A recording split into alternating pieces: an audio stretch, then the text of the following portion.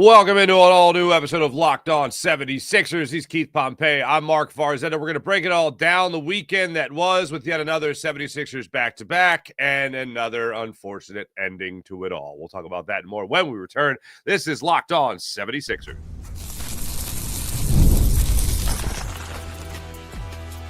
You are Locked On 76ers, your daily Philadelphia 76ers podcast, part of the Locked On Podcast Network.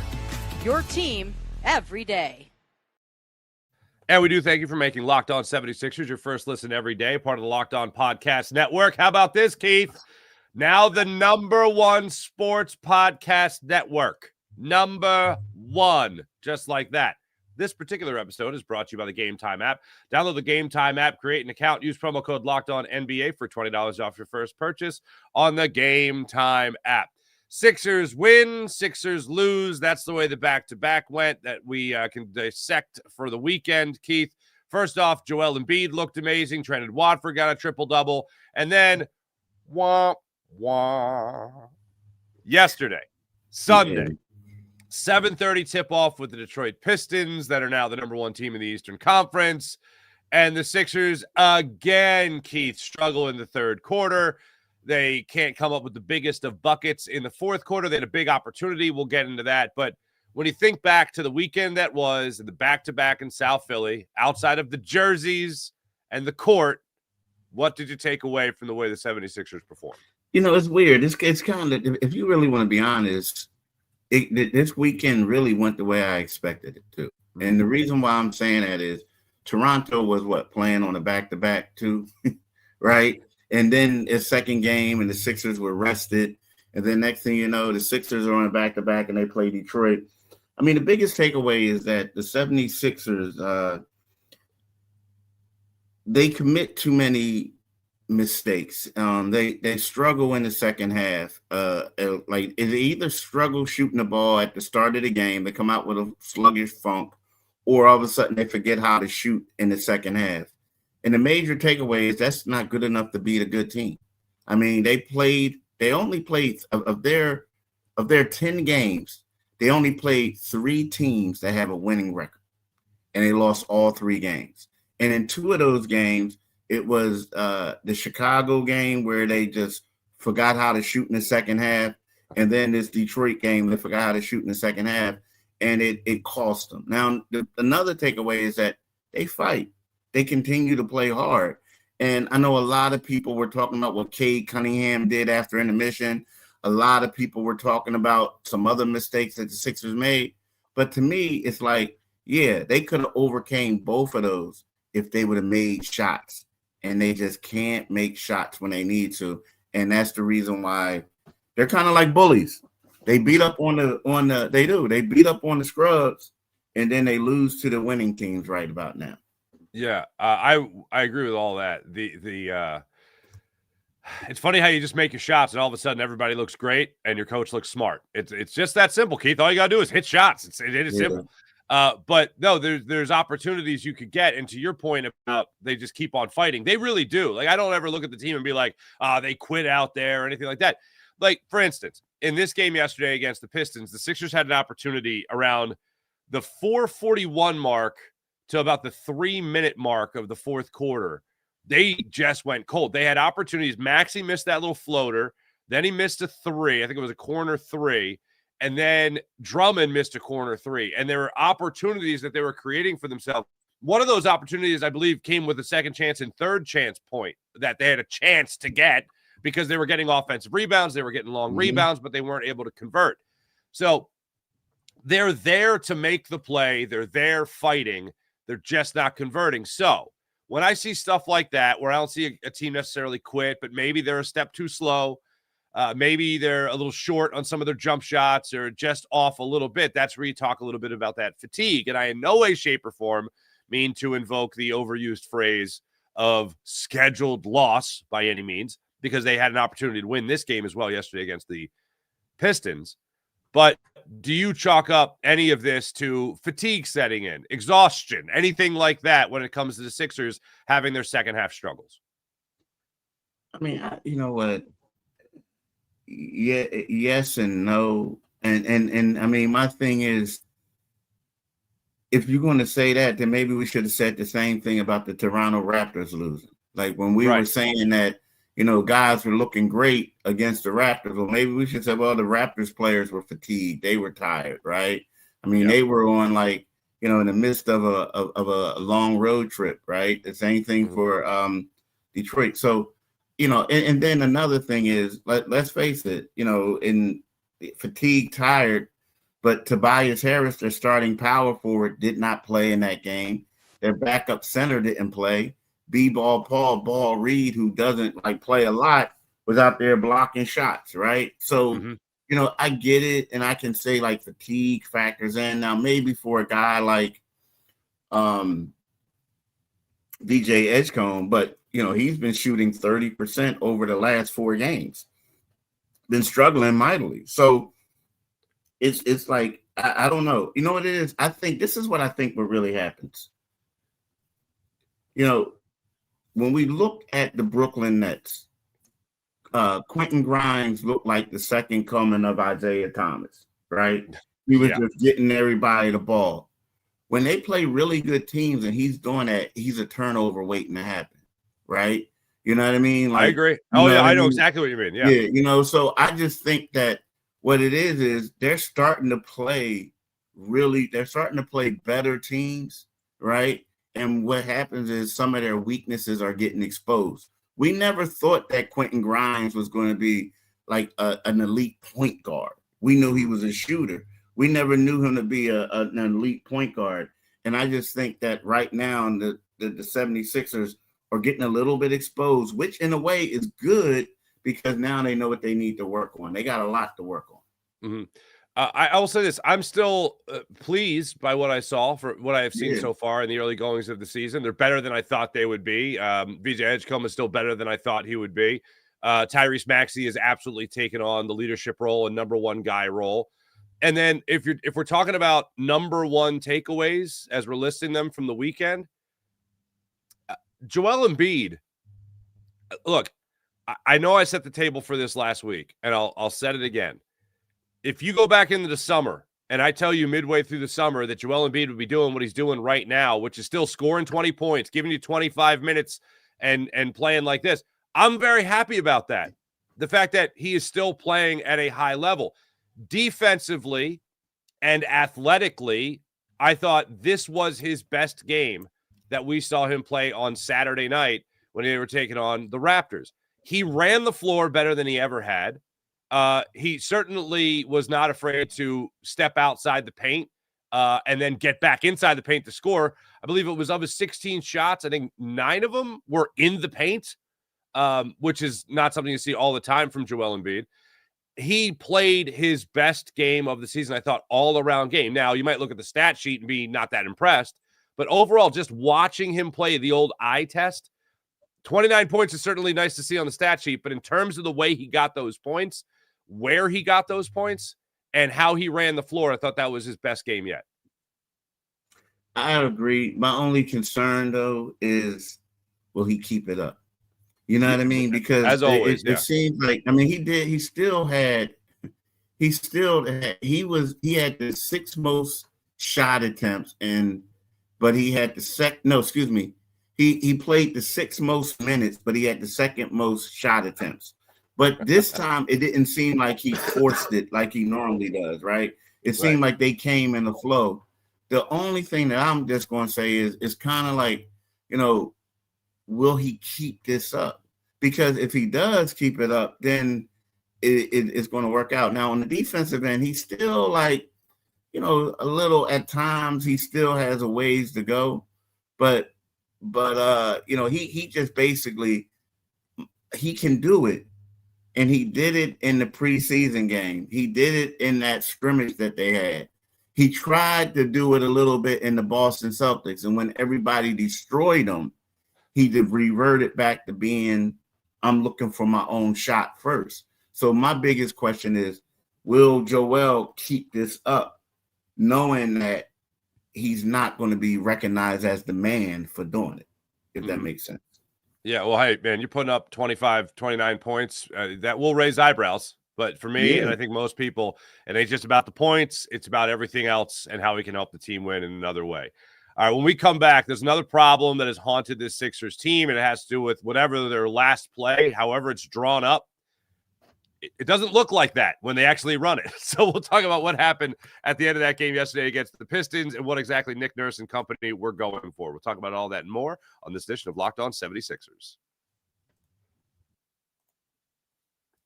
And right now, I'm going to tell you about Robinhood. Your ambition just met its match with Robinhood. You play to win, not just on game day, but every day, locking in on every opening, beating your personal record, beating it again. Channel that drive now into your money. Robinhood puts you in control of your money, trades stocks as well as ETFs, options, futures, and crypto, all on one platform. You can now build and execute your own trades with a desktop from a desktop with Robinhood Legends advanced tools, or take advantage of the new Robinhood strategies with a tailored portfolio managed by a team of experts. You expect more from yourself. We'll expect more from your money. Get started today at Robinhood.com/yourmoney. Again, that's Robinhood.com/yourmoney. Your money, your move. And how about the GameTime app? NBA is back and underway, and you need to take advantage of all GameTime app is offering right now, because basketball season well upon us, and that's where the GameTime app comes in. The GameTime app gives fans like you the advantage. It's your ultimate life hack for scoring amazing NBA tickets fast, easy, and stress-free. Recently got some tickets for a group of friends to go to a game. We had ourselves an absolute blast. The zone deals are a game changer. You pick the section, GameTime picks your seats, and you save big. And you can save actually big money when it comes to NBA tickets, as tickets right now for NBA games are going for under $25 on the GameTime app. So take the guesswork out of buying tickets with the GameTime app. Download the GameTime app, create an account, use promo code LOCKEDONNBA for $20 off your first purchase. Terms apply. That's LOCKEDON NBA for $20 off. Swipe, tap, ticket, go with the GameTime app.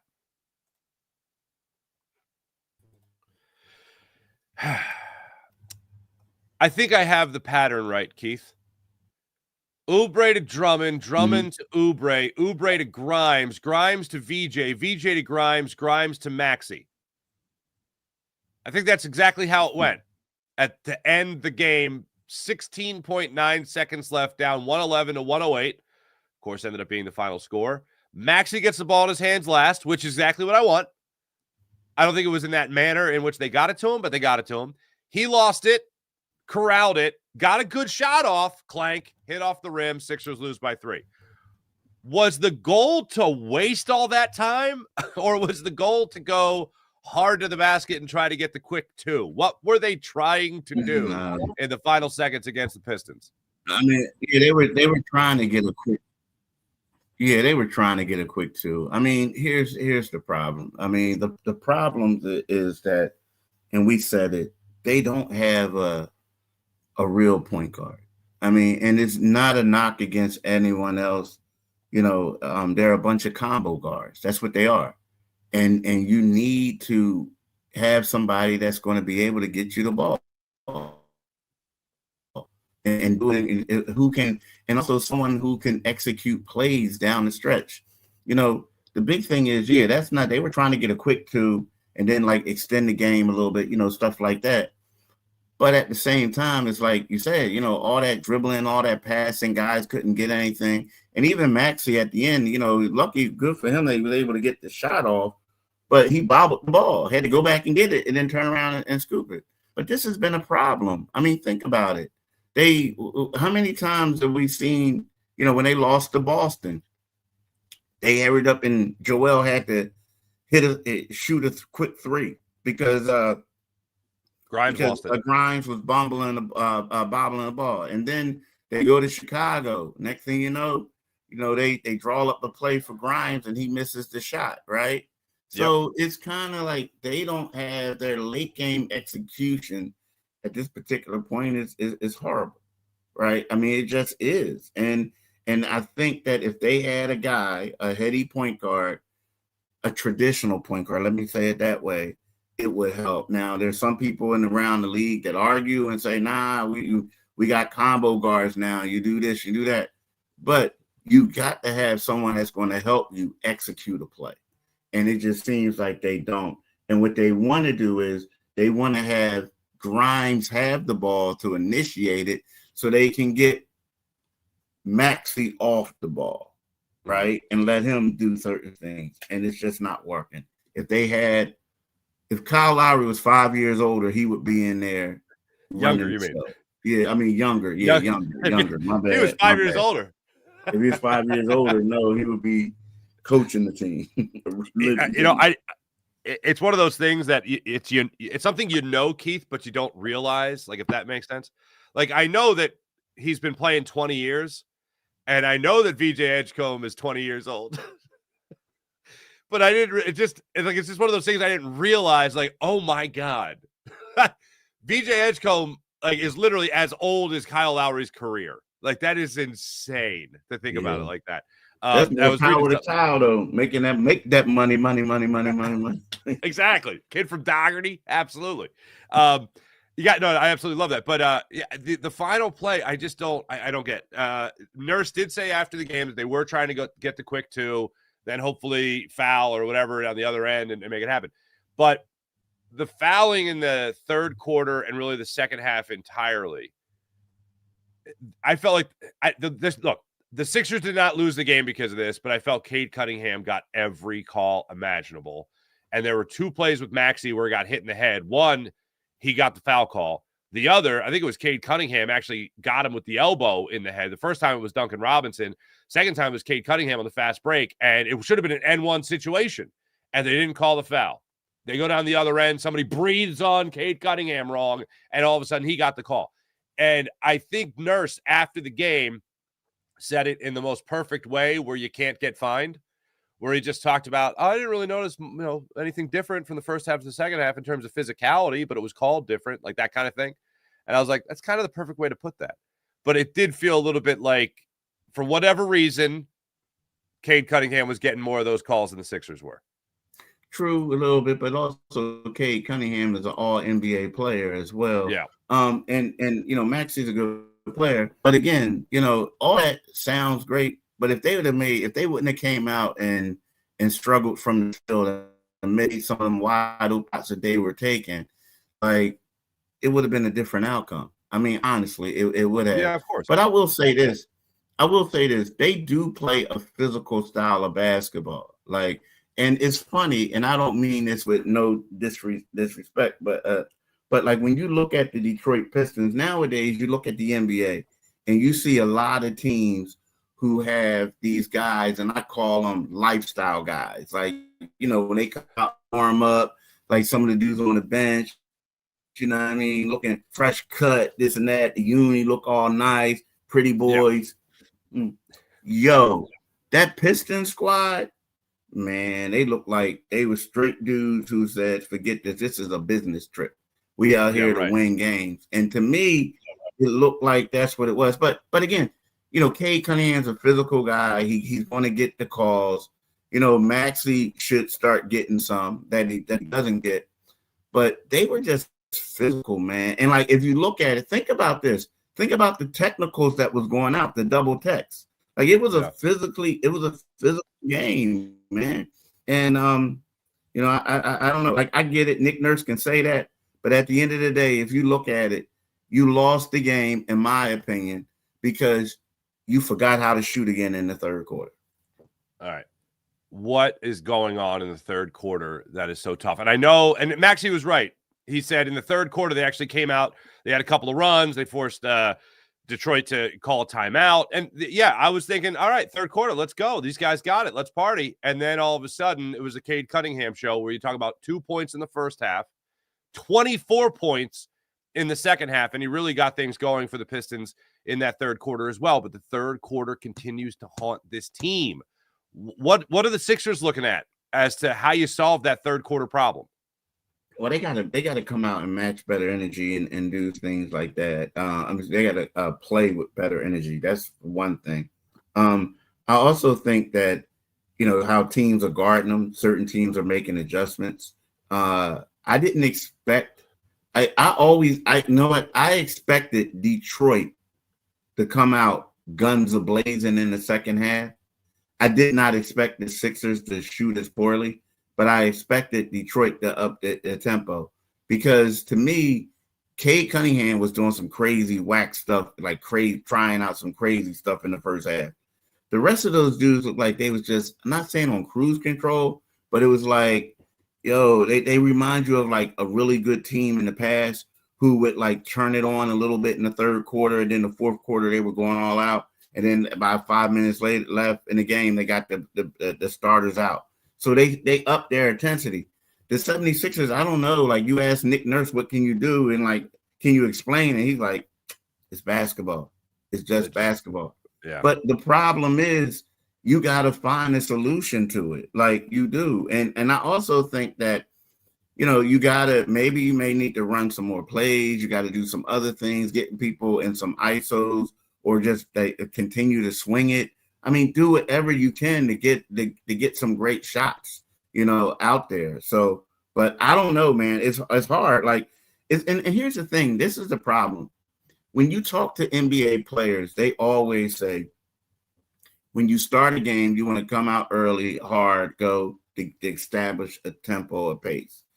In the start of the third quarter, you have to come out hard. You have to.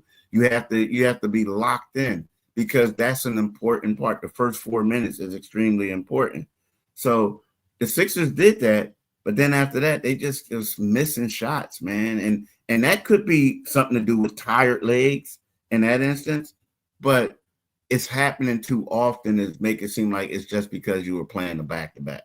Yeah. And I understand what Nick Nurse was saying when he said, hey, I think that's just basketball. You go with the flows of the game, the ups and the downs and all that. Well, when you're constantly down in one specific area or one specific spot at that exact spot, don't you think you got to try to crack the code on why that's happening so consistently throughout the season? I think that would kind of help things, hopefully, down the stretch. There are two things to come up here, Keith. One good, one bad. Young player struggling as he's trying to get things going in his sophomore season.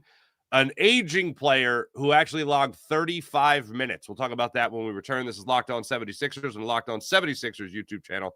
Back after this. And right now, I'm going to tell you about the FanDuel app. You guys taking advantage of all the FanDuel has to offer because you can always have yourself a great time on the FanDuel app. Right now on FanDuel, new customers get $300 in bonus bets when you win your first $5 bet on the FanDuel app. So log on to FanDuel.com, download the FanDuel app, and get started. The official sports betting partner of the NBA. And even if you miss the start of a game and you want to ride a hot hand, let's say, FanDuel has live bets on everything from who will score next to also fourth quarter comebacks on the FanDuel app. Plus, you can combine your live bets into the same game parlay for a shot at an even bigger payout. It keeps every game exciting, especially when your team's making that late push. Once again, right now, new FanDuel customers can bet $5. And if that bet wins, you get $300 in bonus bets to use across the FanDuel app. So sign up at FanDuel.com today, the official sports betting partner of the NBA. Keith, let's start it off with Jared McCain. A couple games under his belt now. Has really left a lot to be desired. We talked about concern over VJ Edgecombe since his rookie debut. This is now a guy just getting back into the swing of things in Jared McCain since the thumb injury, and obviously this is a meniscus injury last year. What are the takeaways here as far as McCain goes starting out his sophomore season? I look at it, it's a young guy who only played in 23 games last year, had a year off. He's overcoming a knee injury. He's dealing with a hand issue, thumb issue. So I think he has to get it back, right? And it's going to take a while. I mean, because think about how it took him to adjust to just playing summer league. And then he got into the gym. He knew the speed of the game because of him. That the speed of the summer league game is basically maybe faster because they're professionals, or you got to react quicker than you do in college, even at Duke. You know what I mean? Because Duke ain't playing other Duke rosters when they play stuff like that, right? So it's like he had to adjust to it. So then you take that year off and you have all this other stuff. I think he just has to get it back, and then he has to get his conditioning back. He also has to get his confidence back up.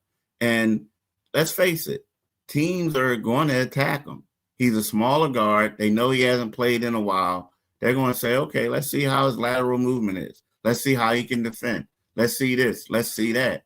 So, I think that it will come over time, but it's going to be ways. Now, the one thing that was a little bit telling was how Eric Gordon basically came in before he did. He got early minutes, yeah. Yeah, got early minutes. And you're saying to yourself, like, whoa, okay. You know what I mean? Like, and then, he didn't play, and they decide. Now, the good thing is they knew that they could probably beat the Raptors, and they knew that Detroit was going to be tougher. So it gives you confidence in him that they held off and played him in the second game as opposed to the first game. But yeah, it's going to be a while, man. It's going to be a while, So, but Nick Nurse said conditioning wise, it looked challenging to him, in the second half. He only played 8 minutes and 51 seconds, but we'll see how that goes moving forward. The other is Andre Drummond playing 35 minutes. I think it's been a minute since that's ever happened. Now, he did stuff the stat sheet in this one. He also knocked down a couple threes for you, corner threes. He ended up shooting 6 of 9 in 35 minutes, 50% from 3, 12 rebounds to go along with 17 points, had a block, a steal, and 2 assists as well. That was like an old school Andre Drummond game that he was able to put up. Unfortunately, it was in a losing effort, but 35 minutes, I don't think is going to be a new established norm for the big man. Keith, do you? No, I don't think it will be, but it's weird. Like what he did do, he basically establishing himself as a more consistent player than a Dembona, right? They say that he said that he found out right before they did the tip off, right, that he was going to start. But it was one of those things that for the last 2 days, people were assuming that it could go that way based off of the way these two have been playing, based off how Bona has been getting in foul trouble, based off how Bona has been struggling against, some of the better teams, their size, you know what I mean? Like, yeah, he could get Washington.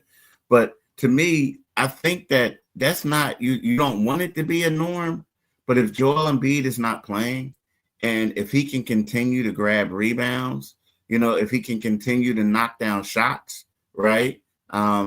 I think that we're going to see him get the bulk of the minutes on the nights that Joel Embiid does not play. All right, you just reminded me of something because I wanted to make sure I asked you about this. I was going to forget, and then you just reminded me. Nick Nurse saying Saturday night that the coaches vote, Keith, on the starting lineup. I don't think I've ever heard that before. They have I don't understand. Does he write like different starting lineups and everyone votes on them? Do you get a vote? Like, do fans get a vote? How do you come up with the start? How does Nick Nurse come up with this starting lineup? Explain this to me because this seems like it is foreign. I don't know of anyone that does this. I don't know. Like, yeah, it was kind of funny to me that when he was being serious. I mean, because it's like it's you know what?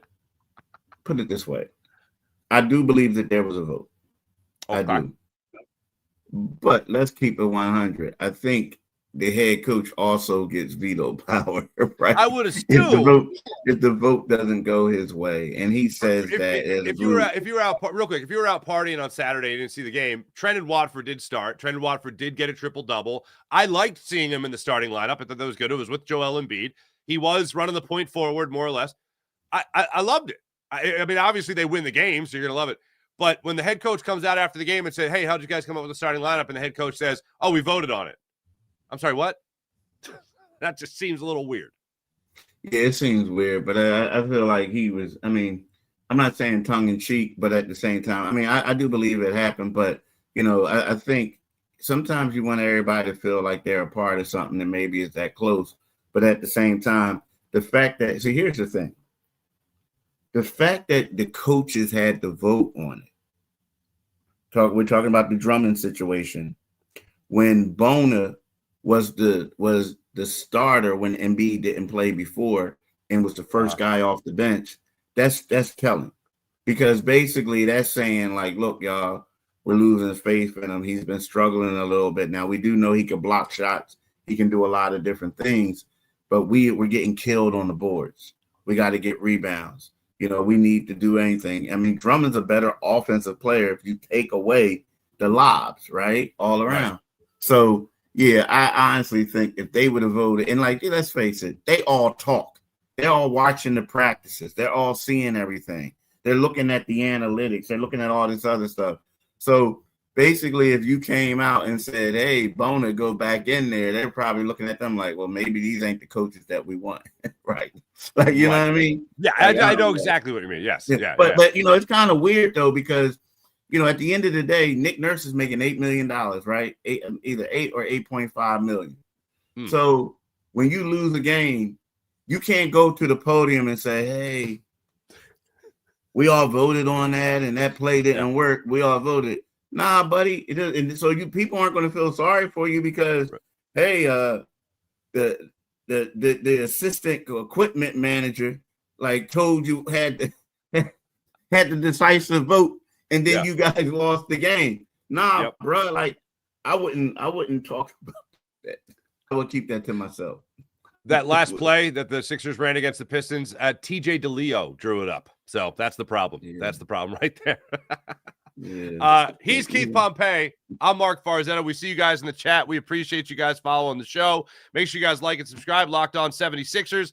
We'll be back with you guys tomorrow. By the way, Sixers are tipping off against the Pistons. Have they played the Pistons yet this year, Keith?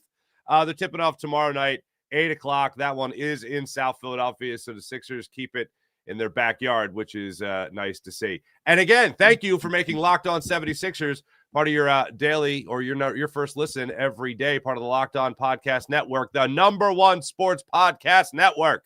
How about that? Also, make sure you guys check out Josh Lloyd, Locked On Fantasy Basketball, where you guys could win your fantasy basketball leagues throughout the NBA. It also makes you a smarter NBA fan. Find Locked On Fantasy Basketball with Josh Lloyd on YouTube, or wherever you listen to your podcast, part of the Locked On Podcast Network, your team every day.